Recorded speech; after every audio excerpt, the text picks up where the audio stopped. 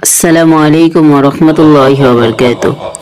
গ্রামের সবাই জানতো মোল্লাবাড়ির পাশের পুরনো বটগাছটা রহস্যময়। অনেকেই বলতো সেখানে জিনেরা বাস করে।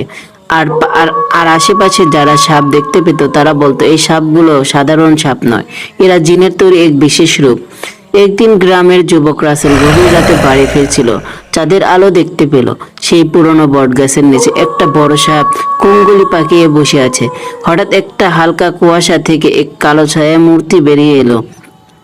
মুহূর্তেই সাপ মুহূর্তেই সাপটা ফনা তুলে দাঁড়ালো, আর সেই ছায়া মূর্তিও তার আকার বাড়িয়ে বিশাল বড় হয়ে গেল। রাসেল দূর থেকে দেখতে পেল সাপটা ছবল দিতে চাইছে, আর সেই ছায়া মূর্তি হাত নেড়ে কিছু বলতে বলতে সাপটার দিকে এগিয়ে যাচ্ছে। এরপরে শুরু হলো এক ভয়ঙ্কর লড়াই। সাপটা দ্রুত ছবল মারছিল, আর ছায়ামূর্তি হাত দিয়ে বাতাসে অদৃশ্য কিছু তৈরি করছিল, যা সাপের উপর আঘাত হানছিল।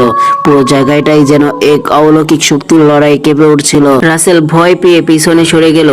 কয়েক মুহূর্তের মধ্যে সাপটা বিকট শব্দ করে ছটফট করতে করতে মাটিতে লুটিয়ে পড়ল, আর ছায়ামূর্তি ধোঁয়ার মতো মিশিয়ে গেল। সকাল হলে রাসেল বিষয়টি গ্রামে জানালে সবাই ছুটে এলো, কিন্তু সেখানে কোনো সাপের দেহ বা কোনো চিহ্নই ছিল না। বৃদ্ধারা বলল এটা ছিল এক জিনের সাথে আরেক জিনের বিরুদ্ধে লড়াই।